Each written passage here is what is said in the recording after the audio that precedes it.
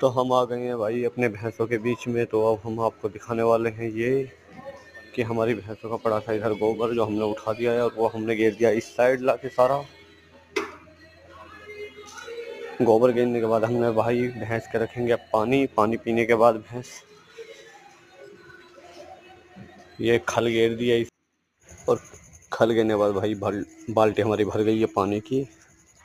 तो चलो इसे रखते हैं भैंस के आगे, चलते हैं अब यहाँ से। ये हमारी मिनी झुटिया जिसके फूंडे सींग, और ये हमारी न्यू स्कूटी ब्रो जो हमने अभी ली है 1.15 में, चेतक। टोटल मेटल बॉडी, अच्छी कंडीशन, कुल मिला के अच्छे वाली बाइक है, मतलब स्कूटी है